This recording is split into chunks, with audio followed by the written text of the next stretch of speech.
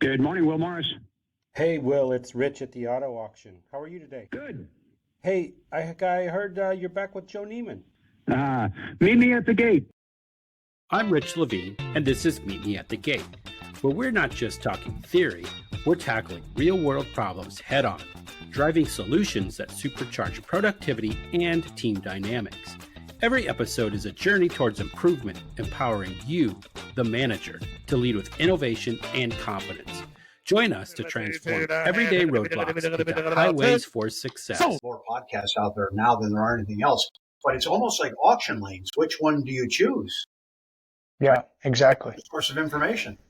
Well, I always try to follow. So here's who I follow. I follow Black Book, Paul Machine, Jason Rice, Lot Pop, and you know who my new favorite is? You'll get a kick out of this. This is crazy. Andy Elliott. The guy who's all jacked up, who hollers at you at the conventions. Yeah.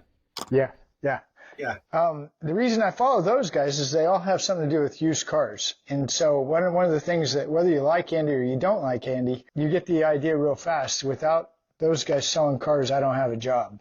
Yeah, no, I get it. We're at NADA a couple of years ago, and he was there, and I was standing near a dealer that I knew kind of, and he was standing there with his wife and maybe his son. And he looks at his son and says, "If you ever hired that guy, you're fired." And I said, "Oh, wow." And I heard that, right? And it may have been that guy, but it was one of those types who was getting his crew rah-rahed up in the morning, but really like hollering, and his veins were out and so forth. And this dealer happened to be a New Englander, and let's face it, a little bit more conservative, a little less, right? That wouldn't stand in New England, Metro Orlando or San Diego, or I guess it does. But so I don't know. There's you got to kind of pick your lane, and some of those. What is his service called? Is he a sales trainer? Is he a right? Sales trainer. He's got a pretty big outfit going on. And again, like whether you like him or you don't, to me, that really illustrates just like how crazy this business is. Yeah.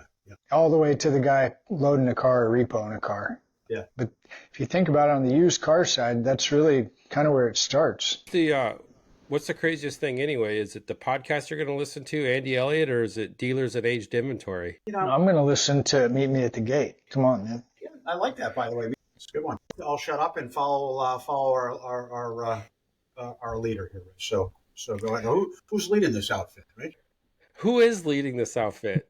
It's just like the auction. Who's running this shit show? The buyer is.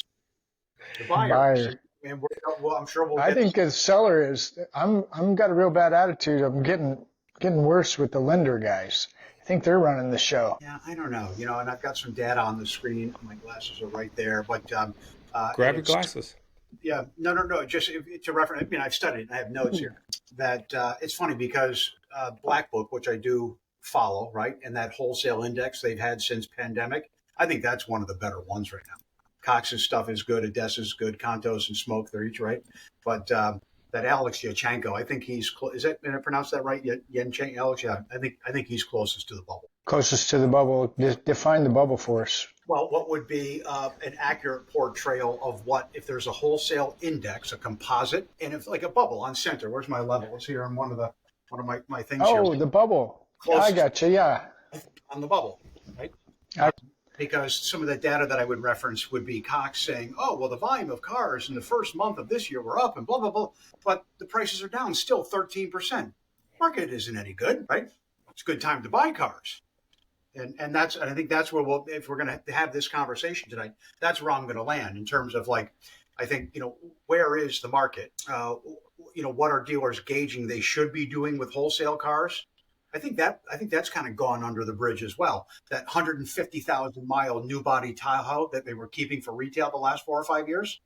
What happened to that? We don't hear them doing that anymore, right? Service department walloped them on those cars. That chewed them up. You can't retail a 150,000 mile car, right? They could have taken an $800 profit at wholesale 6 weeks ago. And we're going back a couple of years, right? But no, we're going to retail every single car we can. So thinking about tonight's call, in terms of like what dealers should be doing with this car, wholesale the thing immediately. But I just referenced some data that says maybe we're still in a trough. Well, okay, well, you're on the roller coaster, baby. Hang on, right? Sell down, right? And now start buying. Put your buying shoes on, which is where we were before, right? So you're telling me this isn't a linear business? We just follow the data and it just goes in a straight line, and here we are. I've only been doing this like 33 years. So I don't have that much experience, right? And I've only seen a couple ups and downs in the market, right? This is no different than any other one else. Would you please stop all this? Buy the car. Sell. Come on, boys. So I'm loving it. So in 33 years, it's not a linear market. Give me a break. Come on. What's the biggest roller coaster ride? How do you spell linear? Linear. FLAT. Buy in this type. Buy in this market, right? Buy in this market. BUI. We start talking about interest rates. I was talking to a realtor here today who's sitting on his hands. He's a broker. Can't do anything with interest rates, right? So he and his wife are out just buying old dilapidated properties. They have the capital to do it. There you go. He's thinking, right? Well, right. So the latest information that I looked at briefly today, Will, you probably looked at it and know it better, but Black Book came out with the report. It's a decline in cars, trucks, SUVs, small. Did you catch that?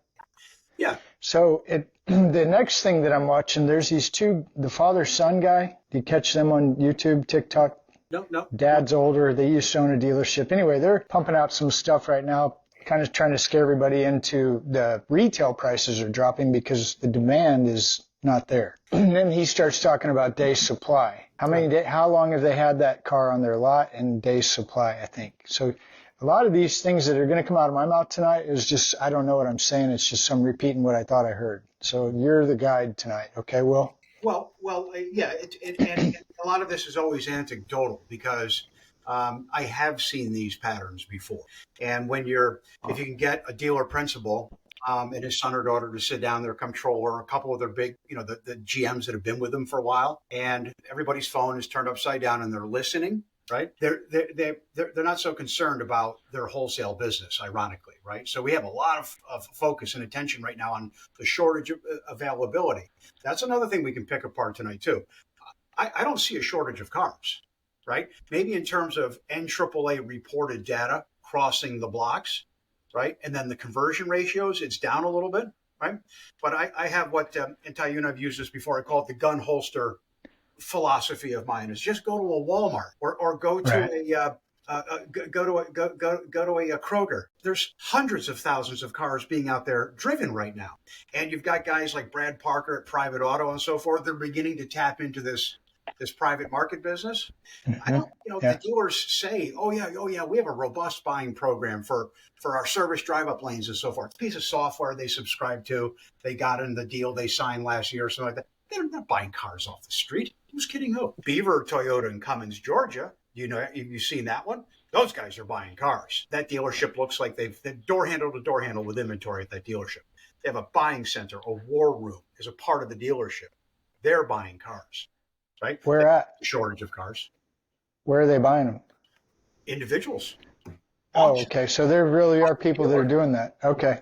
Yep. Yeah. Through the That is well, I've been hearing that's a thing too. And every time I hear it, it baffles me because usually so this has helped me understand this. I'm in a clubhouse room, all things automotive or used cars, whatever it is. David Long, a lot of these guys show up there, Brian Kramer. They're talking about wholesale, how wholesale's really an issue right now. And then they start talking about their aged inventory. Where I was going with what you just said, Will, is when they reference auction, these dealer group guys, they're referencing go throw your trash at the auction. Yeah.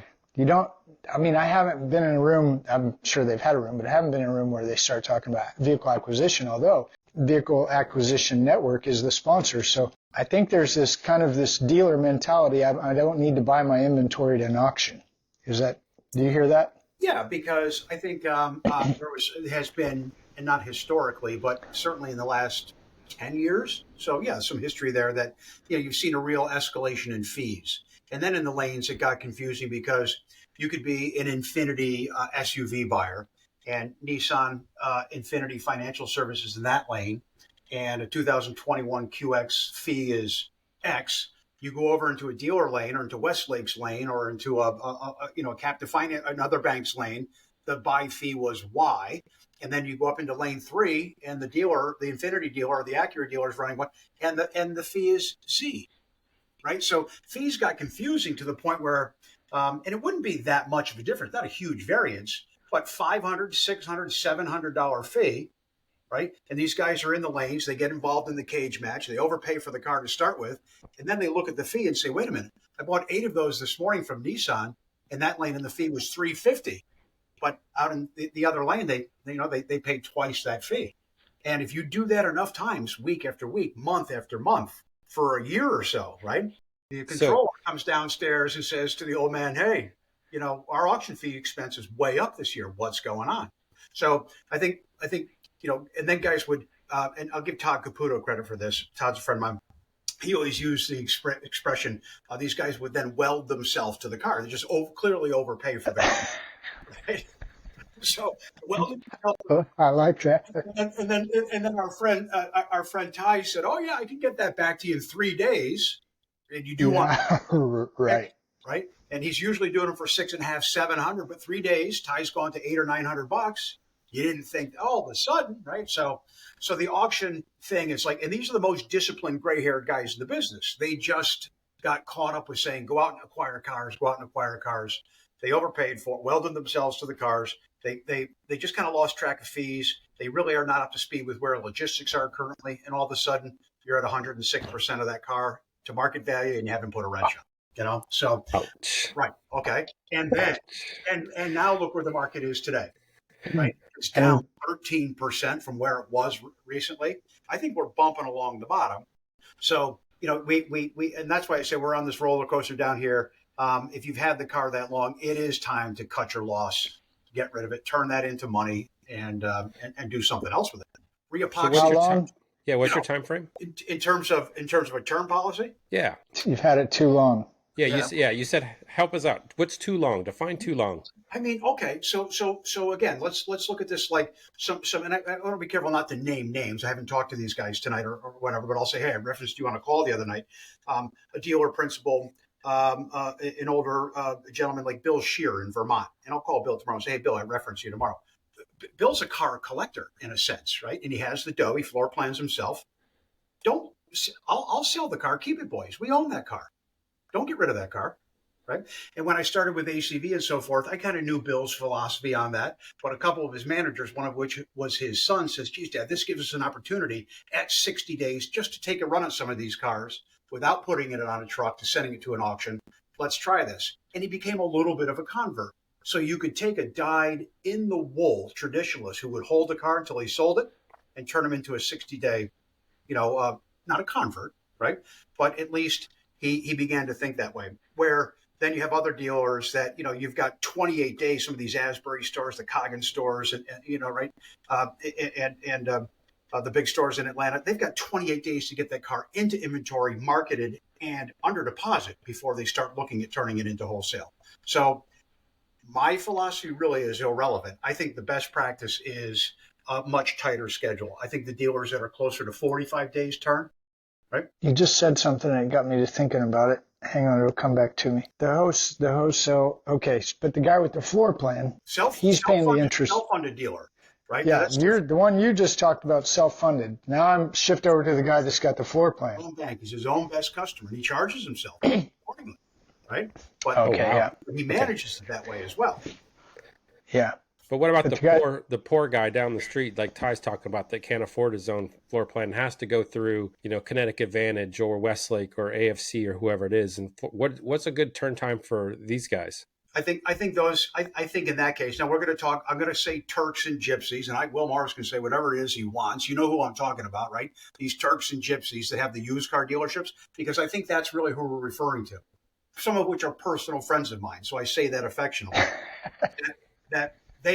Those guys have become so disciplined the last 10, 12 years, they don't buy that car unless they know they've got a deposit on that car, right? Like they've gotten really good at like sourcing the car in the traditional sense, where a big car dealership or a group, and we're just going to use Asbury tonight for the example. No, it says they have to have it at all times. They got to have 65 of those in stock.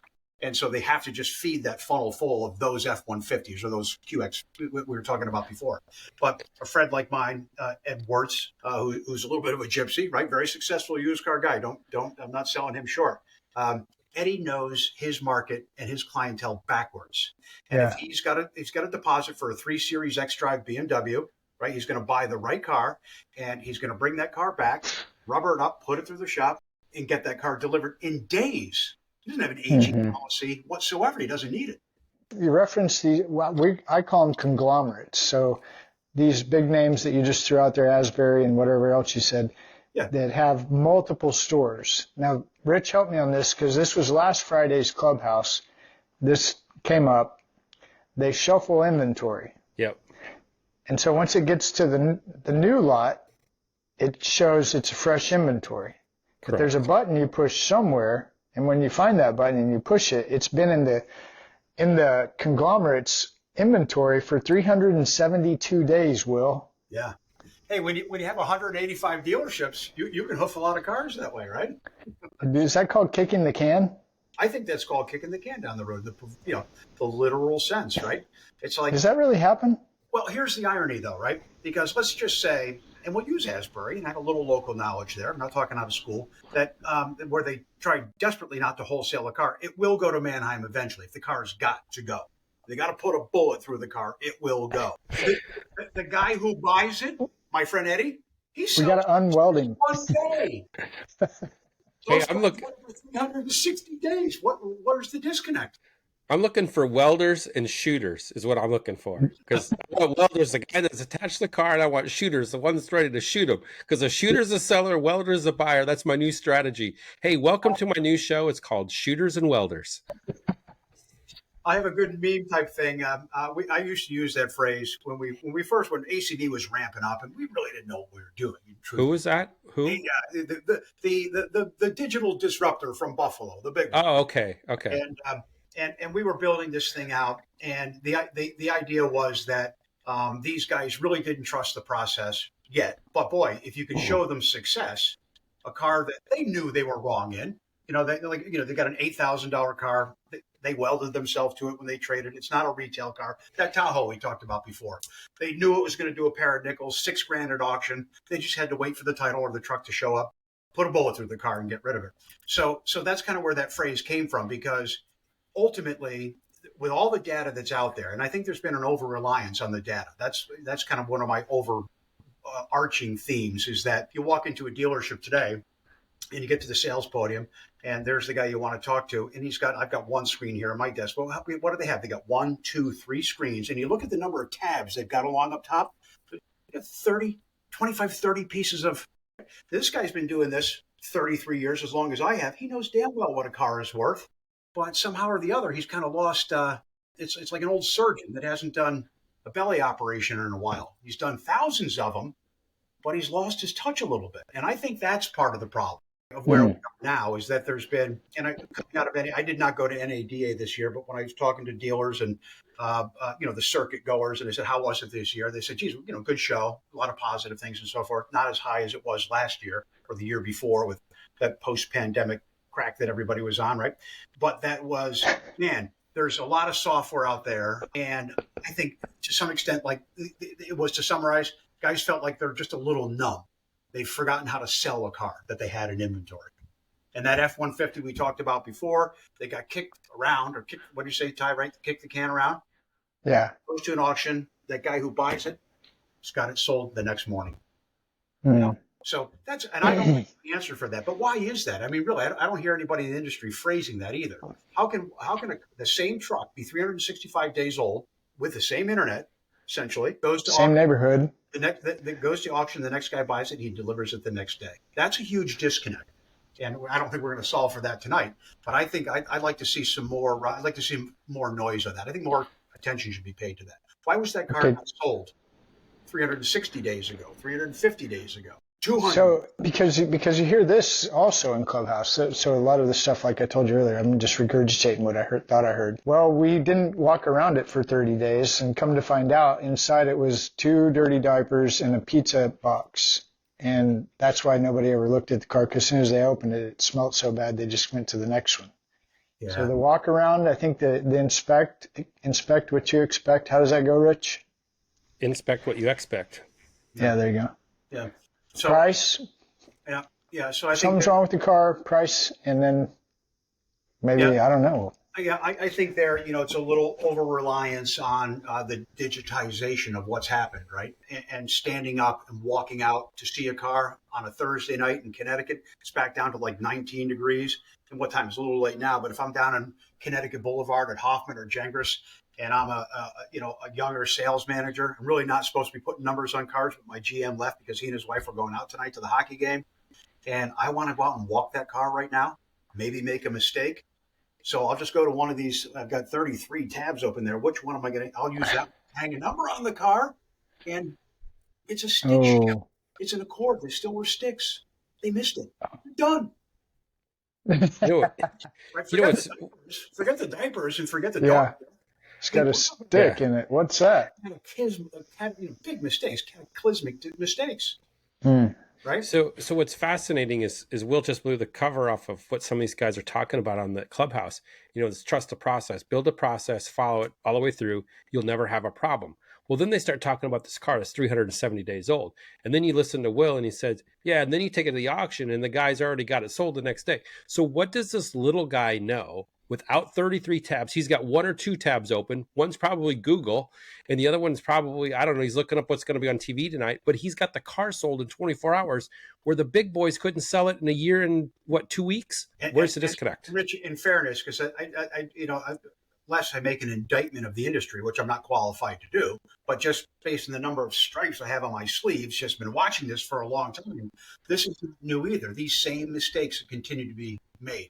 And whether it's a mistake in judgment, an error, laziness, and I'm saying it, right? I mean, it's raining out, it's snowing out. The car is where? It's at our Honda store across the other side of town or across the river, and no one there wants to drive the car over here to put it underneath my nose. Don't hang a number on that car until you touch it. And I don't think we're going to get into AI and stuff like that tonight, or machine learning and so forth. But Jesus, are you kidding me? Right? Trust the process. I get it. Hey guys, in all those years, I've never run a car dealership. I've been into tens of thousands of car dealerships, never run one. So when I say I'm not qualified to say that, but I have seen the business end of the equation at the end when that car transacts at auction, and you see the guy who bought it, folds that thing in half, puts it in his back pocket right away, gives Ty the gate pass, licking his chops. And the guy who sold the car is thinking he's going to get fired when he gets back to the store. That's a huge disconnect, and that remains. That's been a consistency for years. So how do we close that gap? How do we help dealers so we don't have this big disconnect? Do you know? I think this is going to sound, maybe a little retro or so forth, but I think you have to unencumber the managers in the dealership, and that they should be expected to be at a physical auction at least once or twice a month at a minimum, if not once a week. I believe that, and you don't have to go to transact. Right? Maybe you'll buy something. Maybe use a ride. Bring a wholesale car that's going to get you there. You got a 100-mile drive to that auction. Put it in the C lane. Tell the auctioneer whatever it does, sell it. Buy yourself that Infiniti we talked for the ride home. But while you're there, talk to your peers. Be a student of the market. Talk to the kid from Westlake when he gets down off the block. How did he do yesterday in St. Louis? How was it in Minneapolis the week before? Because although that data ends up at the end funnel on your device or on one of those tabs, okay? You still have to apply the paint, right? You can see a painted house when it's done; it looks great, but the artistry in which that paint was applied, it makes that paint last in the house for a couple of years or several years before it starts to bubble, right? So there's been a softening of that sense, of that wholesale sense, and I think that's contributing to where there's uncertainty about the market, right? So everything we're reading right now is, which way is the wholesale market going to go? Get in a car, go to a car auction. Yeah. Spend 3 or 4 hours there. Meet me at the gate. Meet me at the gate. Yeah. One thing I've been doing since I've gotten back into the showbiz is every week I'm on the block, and usually we run a 3-lane auction. I'm in lane 2. Why? Because it's smack dab in the middle. I get to see all the activity. I'm up there, I'm recording, I'm writing down. I got a block sheet. I know what the floor is that the seller's asking for. I can watch all the bidders, but I get a feel for what's going on. And I can usually tell you within 10 cars what kind of day we're going to have. Is today going to be hot? Is today going to be cold? Sometimes it's a seller. We got a seller that's off, and I'll be watching the buyer's faces like, all right, dude, you just had the best money in the world and you just said no to that. I'm not sure what you're looking at, I'm not sure which one of the 33 tabs you got open on your home desk back online that you're trying to sell this, but I'm watching you got 10 guys bidding on this thing and you're not selling it. Your best money was today. Yeah. Yeah. So, and then I think you can, and then if that's where the car ended up at auction, 6 or 7 days prior, someone in the dealership committed to putting that on a truck, to sending it there, right? The title was bundled up, it was sent to the auction. So it's like, I think you have to go to like T minus 10 days to a car being executed at auction, right? It's like, all right. So it's because, you know what, the other thing that happens always is that the truck pulls out and here comes the sales guy. He did 15, 20 cars last month. He's hiking his pants up over his belly. Hey, what happened to that blue Tahoe? I got somebody coming in on it tonight. As soon as he sees Ty pull it off over the curb, guess what? Yeah. Oh yeah. Stop. Bring that back. I've got somebody on it today. I think it was 150 years old. No, you didn't. You just touched on something that I saw Ty's eyes light up and I smiled. So you said 6 or 7 days before somebody made a decision to send the auction and they did what? How did they get it there? They grabbed the title? All right. So here, there are several layers of decision making in all these dealerships, right? But when it comes to wholesale decision making, there is someone whose job it is to coordinate getting the car cleaned up, lined up, out back so the drivers can drive it, the Odessa guys can pick it up, or Ty can come and get it. And Ty, you know what I'm saying, right? Proverbially, right? But someone else's whose responsibility it was to take that car out of inventory, and they can be the same person in a dealership, but generally they're not, right? Mm-hmm. So somewhere in the food chain in the dealership, on day's turn, we talked about that before. End of life, whatever one of these 33 tabs says, it's time for the car to go. I think really you should be looking at that at least 10 days prior. It's aged, whether you have a policy or not, or you're Mr. Shear, and he's just tired of looking at the car, and he does want that space back for something he just bought. Literally, like he wants that car moved so he can park something else there. At that point, there's just going to be a T minus 10. It's like the old NASA launch pad thing. 10, 9, 8. And I know managers do this at dealerships. And again, I'm a little out of my depth league because I don't run stores, but I've been there. And the most aggressive managers, the most proactive managers that really don't have an aging policy, they've done that very effectively over the years. And they're incentivizing their salespeople to, listen, that truck, the guy that shows up on Tuesday afternoons with that 9-car Stinger, right? That thing's going, boys. Who's going to get a deposit on that today? I think dealers have forgotten how to sell cars. One of these tabs says it's going to age only 6 more days, 5 more days, 4 more days, right? Well, yeah, and it's at its third iteration in a dealer group. It was at the Chrysler store in Texas. Now it's at the Nissan store in Georgia. If it ages out there, it's on its way to the BMW store in Tennessee.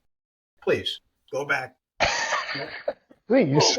What a bullet was it? It didn't stop. Please. And meanwhile, I've got a buyer in Houston that's ready to buy it today. I can retail it tomorrow. But here you're still dicking around, moving your car. Ty's the one that's winning here because he's moving car from state to state to state. Yeah, I'm making the money. Yeah, the brokers, the brokers and the carriers. So I wonder, this is more a question for the environment is, but why is that, right? I mean, if the internet is all omnipotent, right, and there's all these search engines, your car is out there, and if you're looking for an Infiniti SUV, it's there. I think when you start to look at like the geographic differences, now I'm going to put more of my wholesale hat back on because like remarketers for the big fleets, they move cars very intentionally and purposely. Like if Sonatas, like George Kodatek, right? He's a student of the market. He'd know if he was having a bad day at an auction somewhere, right? His Sonatas are just flat, no sale. Just stop the bleeding. He's in the, he can't absorb those losses that day. They have plenty of data analysis there that says maybe in East Windsor, Connecticut, the Sonatas are doing $1,800 more. We'll quickly get your transporter on the line and ship 400, 500, 600 of them up there. I don't know that the dealers either have the bandwidth or they don't allocate those funds to chase the market. And so you kind of get buttonholed into and I think historically auctions have had about 150-mile radius around them. I think the digital auctions expanded that quite a bit, right? Because the buyer could reach in further. I could look at this Infiniti in Houston tonight, right now. I just got a notification. Oh, it's in Houston. Let me look at the transportation quote. Oh, geez, $1,100. This tab over here says, nope, I can't pay that for the car. So in a sense, data is really good, and it prevents you from making that mistake. Yet the car ages, and when it does sell, it probably goes 10, 11, 1,200 miles away, and some buyer from Connecticut shows up in Texas to bring the car back. Does it actually go back to Connecticut, or is he wholesaling it? Maybe it's going to go to Bel Air. If you're a student of the market and you're watching these movements, I think now distance is a little bit of an advantage to a wholesale buyer. And Dana Rogers at Pre-Owned, we talked about this for a period of time, Rich. When maybe it was NIDA last year. It was like, where's like a market report for transporters? It's like, you have that phone, you have that app on your phone that shows you where the jets are going now. My wife loves that thing. It's like, oh, there's the plane from Dusseldorf. It's going to Chicago. Not that it really matters, right? But it's there every day. And it's like, I think the transporters leave contrails, right? If you really studied it and burrowed it. Hydraulic trails. Yeah. Right? Hydraulic trails. Oh, hydraulic trails. We don't want to go there. Hopefully not. Because it's always had nice bends on the bottom rack, right in back of the it gets stripped on. Not that $800 Impala. That like you see the migration of Infiniti SUVs and Audi SUVs. They're all going to the desert Southwest right now. Or statistically, there's some references that show there's demand for the cars there. So I don't know if the wholesale software is predictive enough in a sense. Track a little bit, or Dealer Link is on that a little bit.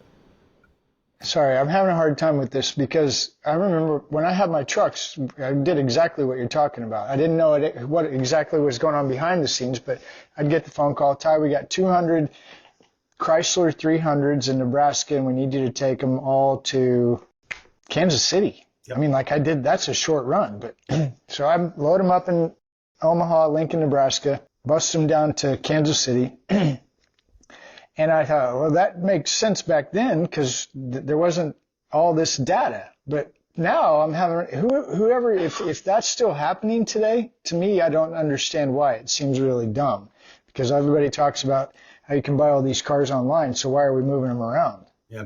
So if everybody's buying online right now, supposedly. So I think when we're using that F-150 out of one of the Asbury stores, it was at Park Place, and it's got to get to Georgia. It's got to get to one of the stores in Georgia. Those guys are smart.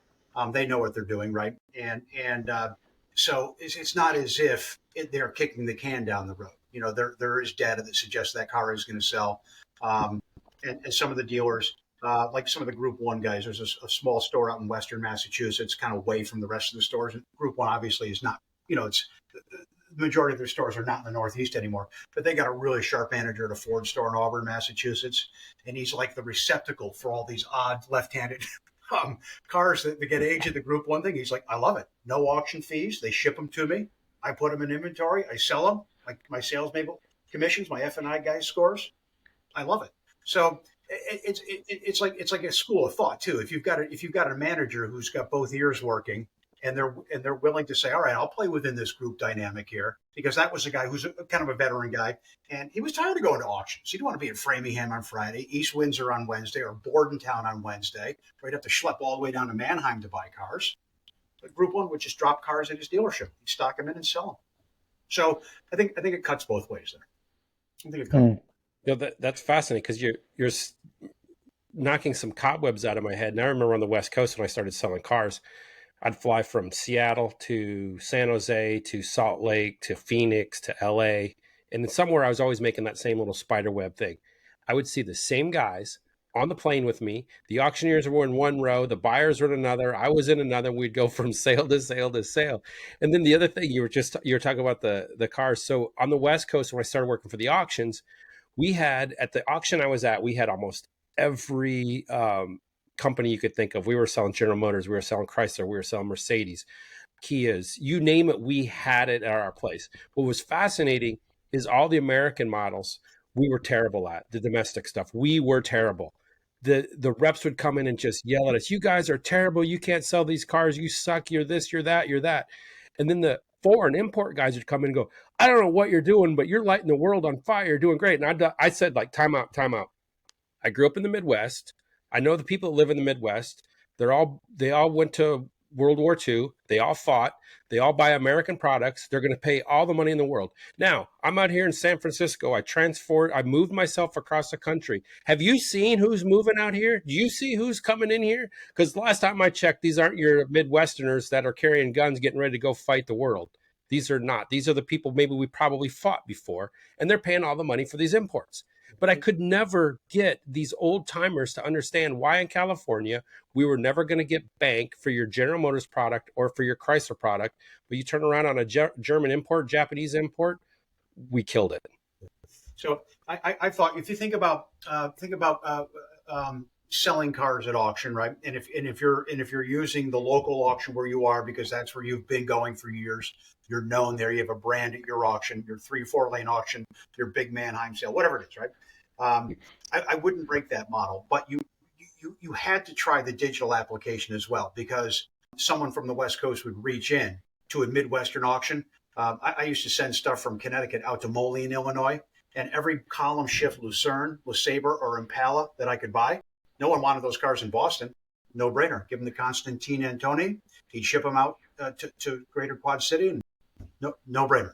Because a Grand Marquis out there, or Ford Crown Vic with a column shift, right? So, but you don't know that unless you see it happen. Right? Think about that. This is not that long ago. I haven't been out of the game long, right? And those cars, Yeah. Right now, I buy every single Lucerne I could with a tree. You know, I think here's what I love about this. I think you've hit the nail on the head perfectly. You said people need to be a student of the market. I'm going to go back, and I'm not trying to.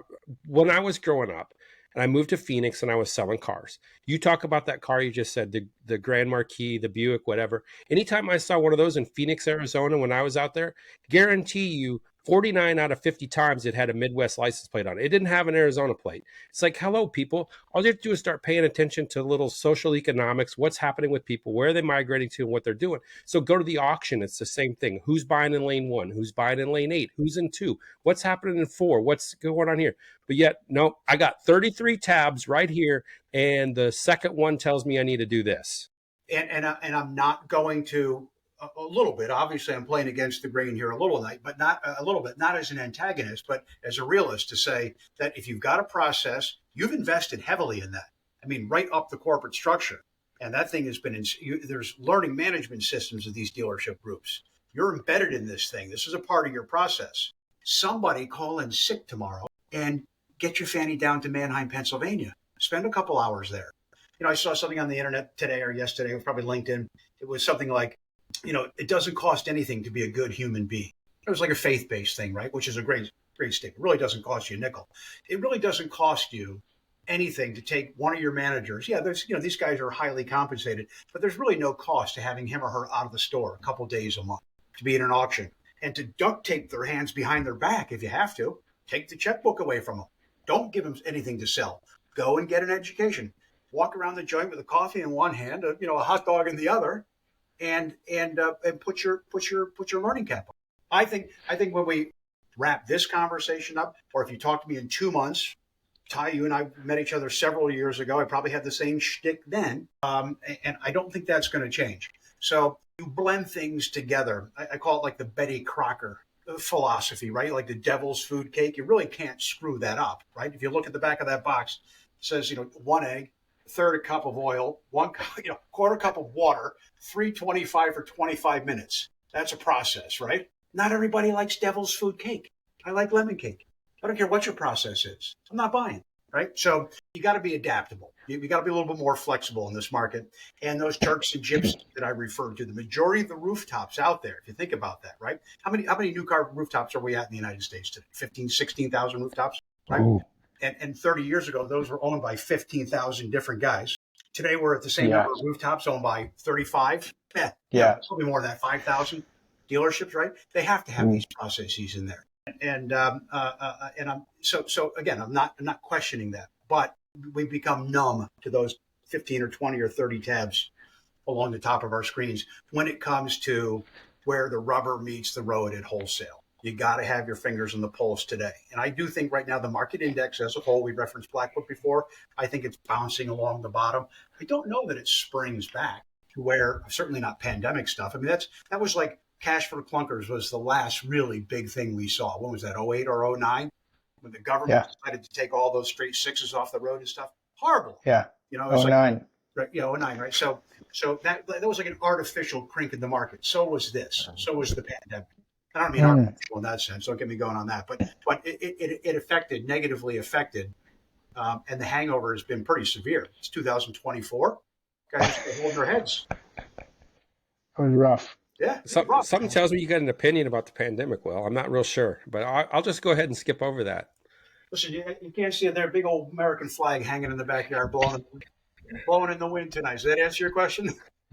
That answers my question. Up here in Connecticut, I got to watch myself. Yeah.